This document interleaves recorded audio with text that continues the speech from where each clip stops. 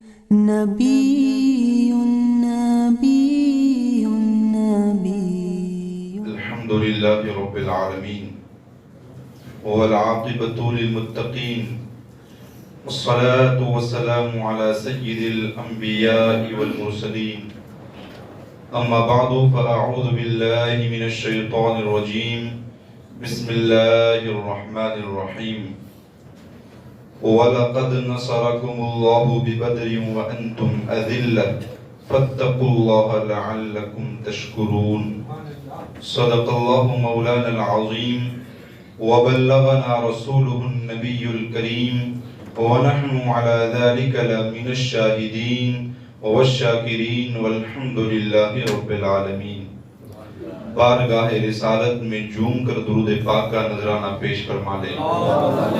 اللہم صلی وسلم وبارک علی سیدنا و مولانا محمد کما تحب و ترضى بأن تصلی علیہ صلاۃ و سلام علیک یا سیدی یا رسول اللہ صلی اللہ تعالی علیہ وسلم۔ عزیز القدر بزرگوں، دوستوں، نوجوان ساتھیوں، عزیز بچوں، السلام علیکم ورحمۃ اللہ وبرکاتہ۔ اللہ رب العزت کا احسان عظیم ہے کہ مالک نے ہماری سانسوں کو برقرار رکھا اور ماہ رمضان المبارک شریف کا مسلسل یہ تیسرا جمعۃ المبارک عطا فرمایا۔ دیکھیں اللہ رب العزت نے ارشاد فرمایا وَلَقَدْ نَصَرَكُمُ اللَّهُ بِبَدْرٍ وَأَنْتُمْ أَذِلَّةٌ فَاتَّقُوا اللَّهَ لَعَلَّكُمْ تَشْكُرُونَ۔ اور بے شک اللہ نے بدر میں تمہاری مدد کی جب تم بالکل بے سر و سامان تھے، تو اللہ سے ڈرتے رہو تاکہ تم شکر گزار بن جاؤ۔ کفر اور اسلام کی یہ ہمیشہ ان دونوں میں تضاد رہا ہے اور بڑی بڑی جنگیں ہوئی ہیں۔ تو کفر اور اسلام میں سب سے پہلی جو جنگ ہوئی اس جنگ کو جنگ بدر کہا جاتا ہے، وہ بدر شریف کا دن ہے۔ ہمیں چاہیے کہ ہر سال اس کو تازہ کریں اور مسلمانوں کو، غیر اہل سنت و جماعت اور ایمان والوں کو یہ داستانیں سنائی جائے تاکہ ان کا بھی ایمانی جذبہ بڑھتا جائے اور ہمارے جسم میں بھی ایمانی حرارت پیدا ہو۔ کیونکہ آج معاشرے کا ماحول جو دیکھا جا رہا ہے، اتنا کمزور ایمان ہمارا ہے کہ پہلے اسلاف میں ایسی کوئی مثالیں نہیں کم دی جائیں کہ بھئی دیکھو ان کا بھی ایسا کمزور تھا، بلکہ ہم سے قبل جتنے بھی گزر گئے وہ تمام کامل و اکمل ایمان والے تھے۔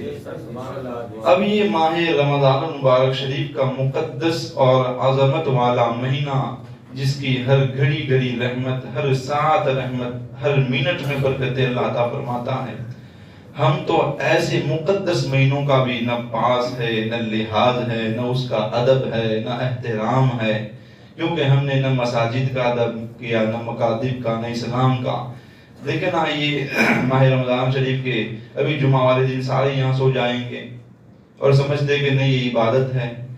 میں کہہ رہا ہوں کہ اگر باہر آگ بھی برس رہی ہو نا تو مسجد میں سونے کی اجازت نہیں ہے۔ یہ کہاں سے بنا لیا ہے؟ تو یہ ہمارا اتنا کمزور ایمان ہے۔ اور ایک طرف ہجری سن 2 ہے، رمضان کا مہینہ ہے، 17واں روزہ ہے اور جمعۃ المبارکہ کا دن ہے۔ صحابہ کرام رضی اللہ تعالیٰ عنہ کو ہم جھک جھک کر سلامی پیش کرتے ہیں کہ یہ ایسیوں میں سوئے نہیں۔ ہجری سن 2، 17 رمضان، جمعۃ المبارکہ کے دن ایسے تپتے ہوئے کارزار میں اسلام کی جنگ لڑ رہے تھے۔ اس امت کو پھر ہے ایمان سے بتاؤ ہمیں کچھ حق ہے کہ ذرا سے اگر کوئی بات اسلام کی پیش کی جائے اور ہماری ملتی جلتی نہ ہو تو ہم کہتے ہیں یہ مولوی صاحب نے کیوں بیان کر دیا، ان کو ایسا نہیں کرنا چاہیے تھا۔ میں نے کہا کہ تمہیں اسلام کا احساس ہی نہیں ہے، تمہیں اسلام کی حساسیت کا علم ہی نہیں ہے اسلام جن مرحلوں سے گزرا ہے نا ان مرحلوں کو پڑھو. اسلام کا پہلا گزر بدر سے ہوا ہے, پھر آگے چل کے احد سے ہوا ہے, پھر چل کے تبوک سے ہوا ہے, پھر چل کے حنین میں ہوا ہے, اور ہزاروں اسلام ایسے مرحلوں سے گزرتا ہوا بالکل فری اور بغیر قربانی کے ہم تک آ پہنچا ہے. ہم نے قربانیاں دی ہے بھائی, ہم نے بیٹے کٹوائے, ہم نے مال قربان کیا, ہم نے ٹائم دیا, ہم نے کاروبار اجڑوائے, ہم نے کچھ بھی نہیں کیا ہے.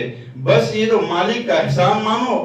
لئن شکرتم لازیدنکم, اللہ فرماتا ہے اگر شکر کرو گے تو میں زیادہ دوں گا. وَلَئِن كَفَرْتُمْ إِنَّ عَذَابِي لَشَدِيدٌ, اگر ناشکری کی تو میرا عذاب بڑا سخت ہے. اور یہ باتیں آج سمجھ نہیں آئیں گی, یہ تو آنکھیں بند ہونے کی دیر ہے. قبر پر کوئی پوچھنے والا نہیں ہوتا, اور شمع بھی جلاؤ تو اجالا نہیں ہوتا. وہاں نہ بھائی آنا ہے, نہ ماں آنی ہے, نہ باپ آنا ہے, نہ رشتہ دار, نہ مال, نہ جائیداد, نہ دولت, نہ پلازے, نہ پلاٹ, وہاں کچھ نہیں آنا. وہاں جو کچھ کام کرنا ہے وہ اسلام کی حقانیت میں کام کرنا ہے. تو آج اسلام کا ساتھ دو, آج حق کا بالکل ساتھ کھڑے رہو. جب حق بیانی کی جائے نا تو جو بھی مخالف میں آئے, دیکھو نا کہ یہ میرے چچا ہے, کہ میرا بھائی ہے, کہ فلاں صاحب ہے, کہ یہ ڈھکنا صاحب ہے, حق کی طرف کھڑے ہو جاؤ, سمجھے نا. تو یہ بدر والا دین ہمیں اس بات کا میسج دے رہا ہے کہ اگرچہ حق کے ماننے والے کم ہو, بدر میں کتنے ہیں؟ 313 ہے, اور 313 کے اندر 2 گھوڑے, 70 اونٹ, 8 زرہیں. کتنے؟ 70 اونٹ, 8 زرہیں. اور سپہ سالار کتنے؟ 313 صحابہ ہیں, اور سامنے لشکر 1000. اونٹ گھوڑے 800, ساز و سامان, کھانے پینے کے سارے سامان ہے. لیکن اللہ کی مدد کہاں؟ وَلَقَدْ نَصَرَكُمُ اللَّهُ بِبَدْرٍ وَأَنْتُمْ أَذِلَّةٌ. رب فرماتا ہے کہ بے شک تمہارے رب نے تمہاری مدد کی بدر میں جب تم بے سر و سامان تھے. تو اگرچہ آج ہمارے پلے کوئی نہ کھڑا ہو, لیکن میرا رب کا ساتھ ہمیں ہی ہوتا ہے, حق کو ہوتا ہے, اور ہمیشہ حق ہی غالب آ کر کے رہتا ہے. دیکھیں جی, وقت زیادہ نہیں, میں جلدی سے آپ کو بتاؤں. اللہ عز و جل نے اپنے عظیم احسان کو بیان فرمایا کہ غزوہ بدر میں جب مسلمانوں کی تعداد بھی کم تھی اور ان کے پاس ہتھیاروں اور سواروں کی بھی کمی تھی, جبکہ کفار تعداد اور جنگی قوت سے مسلمانوں سے کئی زیادہ تھے, اس حالت میں اللہ تعالیٰ نے مسلمانوں کی مدد فرمائی اور کفار پر فتح و کامرانی عطا فرمائی. جنگ بدر 17 رمضان ہجری 2 میں جمعہ کے دن ہوئی. مسلمان 313 جبکہ کفار تقریباً 1000. بدر ایک کنواں ہے جو ایک شخص بدر بن عامر نے کھودا تھا, اس کے نام پر اس علاقے کا نام بدر ہو گیا, اور یہاں پر یہ جنگ لڑی گئی, اس لیے اس کو جنگ بدر کہا جاتا ہے. اچھا جی, یہ تو بنیادی طور پر اتنی معلومات تو ہر مسلمان کو ہونی چاہیے. اب یہ جنگ بدر کے واقعات تو بڑے لمبے ہیں, 1 گھنٹہ بھی اس میں نہیں کہ بھئی میں پورا بیان کر سکوں.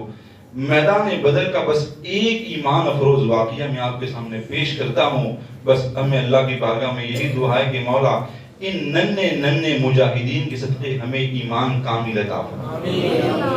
دیکھیں میدان بدر میں حضرت سیدنا عبد الرحمن بن عوف فرماتے ہیں, آپ نے توجہ سے سننا ہے, غزوہ بدر کے دن جب میں مجاہدین کے صف میں کھڑا تھا, میں نے اپنے دائیں بائیں 2 کم سن انصاری لڑکے دیکھے.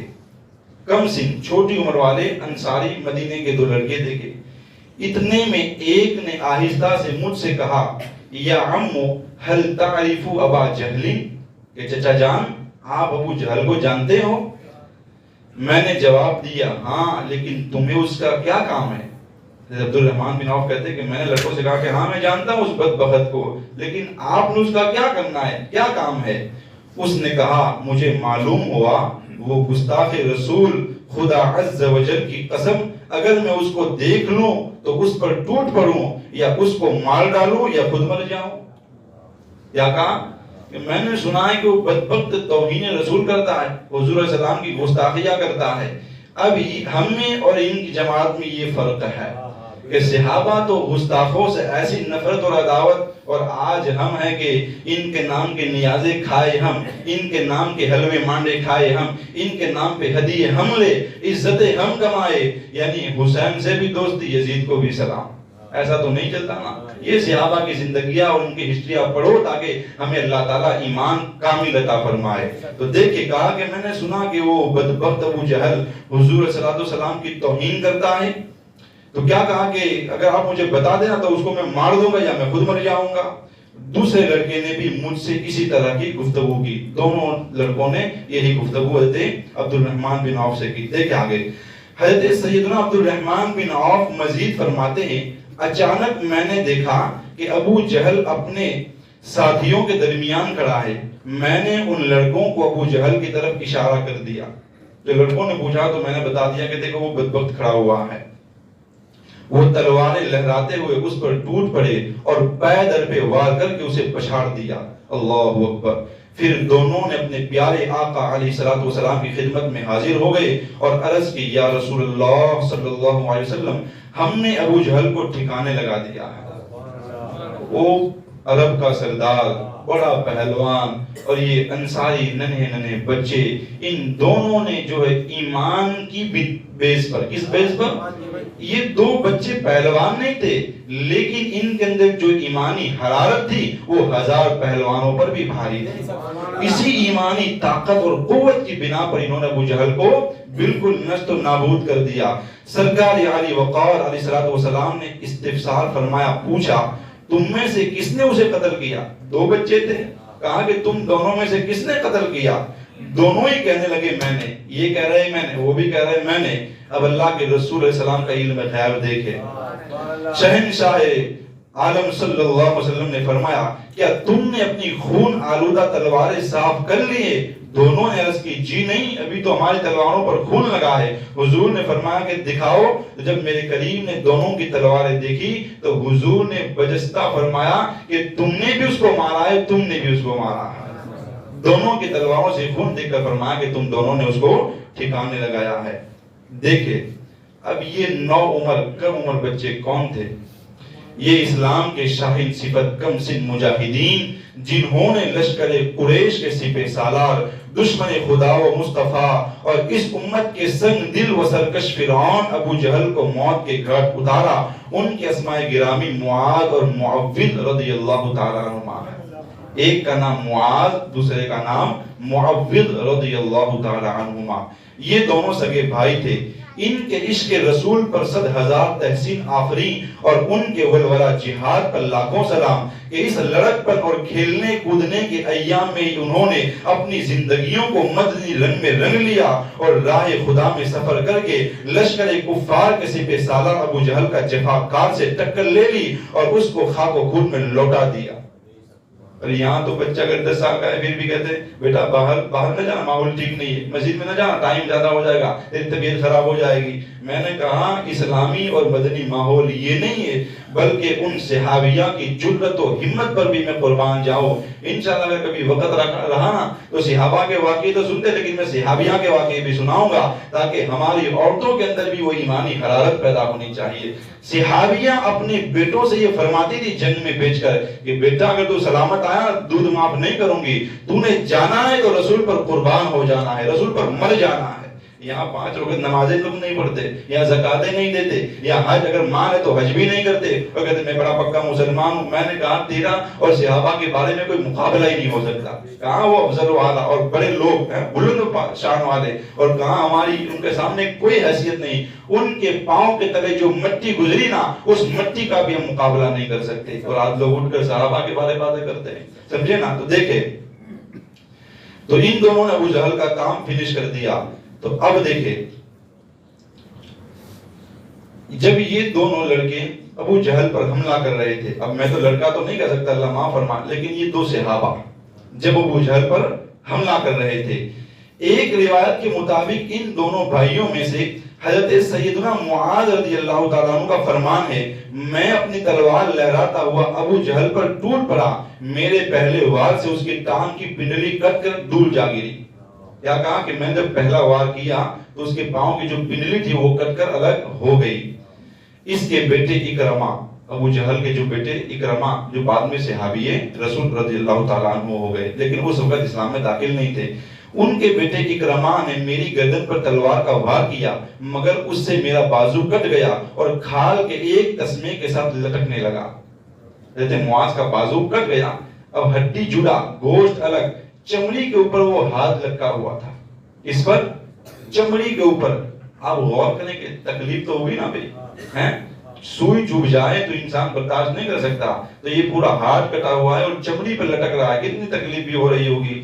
کہتے ہیں کہ میری گردن پر تلوار کا وار کیا مگر میرا بازو کٹ گیا اور کھال کے ایک تسمے سے ساتھ لٹکنے لگا۔ سارا دن لٹکتے ہوئے بازو کو سنبھالنے میں دوسرے ہاتھ سے دشمن پر تلوار چلاتا رہا، اس کو سنبھالتا رہا اور ایک ہاتھ سے پورا دن میں جنگ کرتا رہا، لڑتا رہا۔ لٹکتا بازو لڑنے میں رکاوٹ بن رہا تھا، یہ جو بازو لٹکتا تھا وہ لڑنے میں کیا ہے ان کو تکلیف یعنی رکاوٹ بن رہا تھا، لہذا میں نے اسے پاؤں کے نیچے دبا کر کھینچا جس سے جلد کا تسمہ ٹوٹ گیا اور میں اس سے آزاد ہو کر پھر کفار کے ساتھ مصروف جنگ ہو گیا۔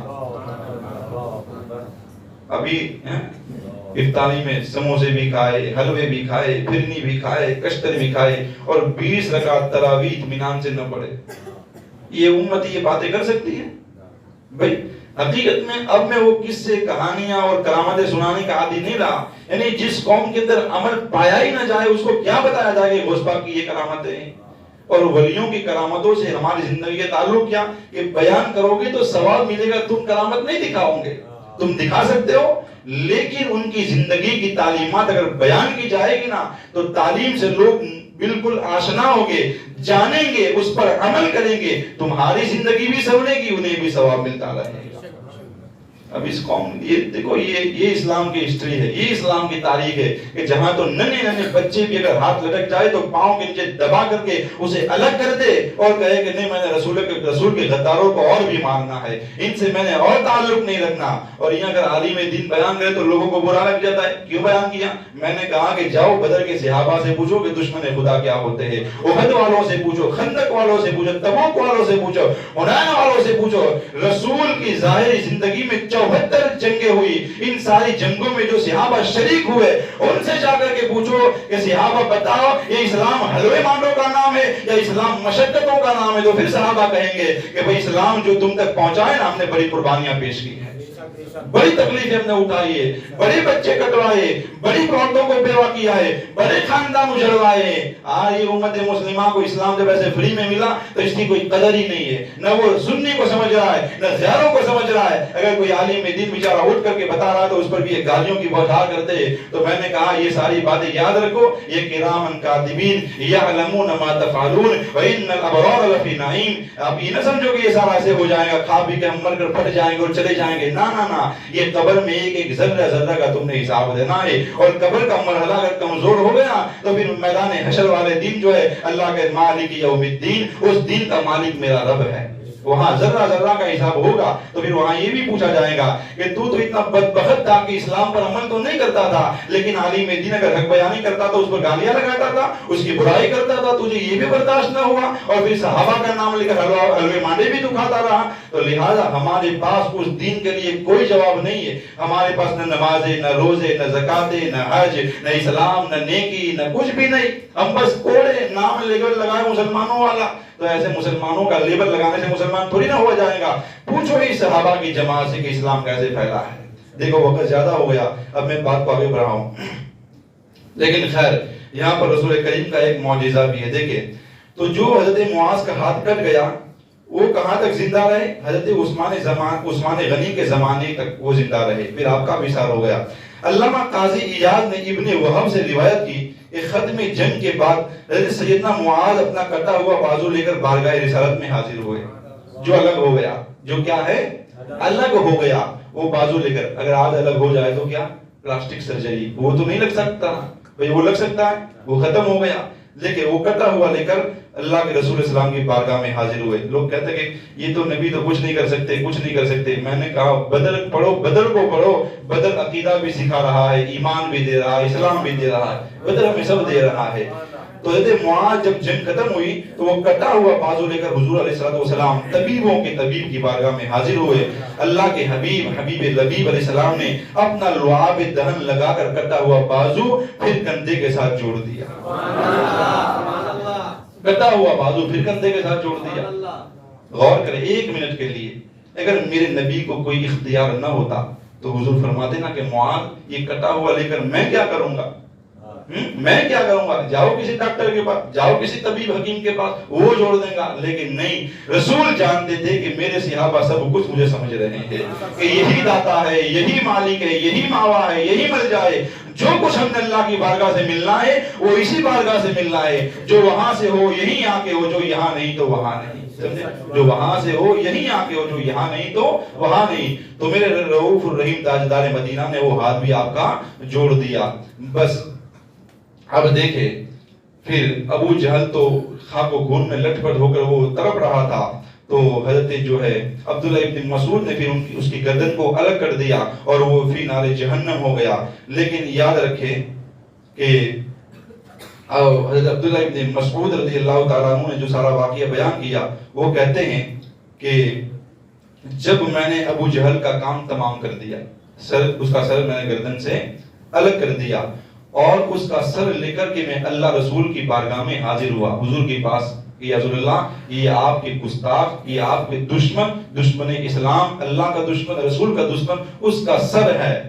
اب دیکھو گستاخوں سے اگر کوئی آنکھ ڈال کر بات کرے نا تو وہ ہمارے سماج میں کیا سمجھا جاتا ہے، یہ مولوی جھگڑے کرواتا ہے، یہ لڑائی کرواتا ہے. یہ عبداللہ ابن مسعود حبر الامہ ہے، وہ فرماتے کہ جب میں نے اس شیطان کا سر رسول کی بارگاہ میں حاضر کیا نا تو دیکھو رسول پاک نے کیا فرمایا. اللہ کے رسول علیہ السلام کے جب بارگاہ میں حاضر کیا تو میرے نبی علیہ السلام نے 3 بار فرمایا الحمدللہ الذی اعز الاسلام و اہلہ، کہ مالک تیرا بڑا احسان ہے کہ تو نے اسلام اور مسلمانوں کو عزت عطا فرمایا. کیا الحمدللہ الذی اعز الاسلام و اہلہ، مولا تیرا بڑا احسان ہے، بڑا شکر ہے، تمام تعریفیں تیرے لیے ہے کہ تو نے آج اسلام اور مسلمانوں کو عزت عطا فرما دی. اگر حضور کہتے ہیں اب عبداللہ بن مسعود یہ تو نے کیا کیا، تو مال کا سر کاٹ کر لیا، ایسا نہیں کرنا چاہیے. نہیں، حضور نے فرمایا کہ میں امن لے کر آیا، میں شانتی لے کر آیا، لیکن شانتی تمام لوگوں کے لیے، گستاخوں کے لیے نہیں، گستاخوں کے لیے نہیں. اب جو ماں باپ کے بارے انسان برداشت نہیں کرتا، رسول کے بارے کیسے برداشت کر لیتا ہے؟ اب یہ تو ہمیں سوچنا چاہیے کہ پھر ہمارا ایمان کامل ہے یا کمزور ہے. یہ بس فارمولیٹی نہ بنا رکھو کہ بھئی یہ سنی مساجد ہے، یہ بھئی سنی مساجد ہے تو ڈنکے کی چوٹ پر سنی والا قائد بھی بیان ہونا چاہیے. وگرنہ آج جو بھی اس میں 2 نمبری کر رہا ہے، چاہے وہ کوئی بھی ہو، مسجد کا ٹرسٹی ہو یا فلاں ہو یا مقتدی ہو یا کوئی بھی ہو، یاد رکھو بروز حشر اللہ کے سامنے تمہاری کوئی اوقات نہیں ہوگی. پھر اللہ تعالیٰ وہاں پر تم سے پوچھ لے گا بتا میں نے تجھے اختیار دیا تھا تو یہ بھی نہ کر سکا، کیا جواب ہوگا؟ پھر کچھ نہیں بن پائے گا. آج تو تم ان کو خوش کر جاؤ گے، آج تو ان کی باتوں پر تم لبیک کہہ جاؤ گے، لیکن مالک یوم الدین وہاں تو انبیاء بھی نفسی نفسی میں ہوگی، تمہاری میری کیا اوقات. وہاں اگر کسی کی چلے گی، حضور فرماتے کہ وَأَنَا خَطِيبُ مِذَا أَنْشَتُ، جب تم لوگ مایوس ہو جاؤ گے تو میں تقریر کروں گا وہاں. تو رسول پاک نے شفاعت فرمانی ہے نا، تو رسول کس کی شفاعت کریں گے؟ تم کیا منہ لے کر کہو گے یا رسول ہماری شفاعت کر دو؟ تو حضور فرمائیں گے میں تیری شفاعت کیسے کروں؟ جب مولوی حق بیانی کر رہا تھا تو اس کے ساتھ بھی نہ کھڑا ہو سکا، میں تیری کس منہ سے شفاعت کروں؟ ہوگی شفاعت؟ تو اگر شفاعت مصطفیٰ علیہ السلام چاہتے ہو نا، آج اسلام کے پلے کھڑے ہو جاؤ، آج حق کے ساتھ کھڑے ہو جاؤ. اس لیے کہ حق ہمیشہ جو ہے غالب رہتا ہے، کبھی حق مغلوب ہوتا. الحق یعلو لا یعلا، حق ہمیشہ غالب رہتا ہے، وہ مغلوب کبھی نہیں ہوتا. اگرچہ ٹائم پر والے لوگ سمجھے کہ نہیں فلاں کو اتنی شکست ہو گئی، فلاں ہار گیا. میں نے کہا دنیا کی نظروں میں ہار گیا. اللہ تعالیٰ فرماتا ہے کہ وَأَنْتُمْ أَذِلَّةٌ، جب تم بے سر و سامان تھے تو اللہ تعالیٰ نے تمہاری مدد فرمائی اور تمہیں عزت عطا فرمائی.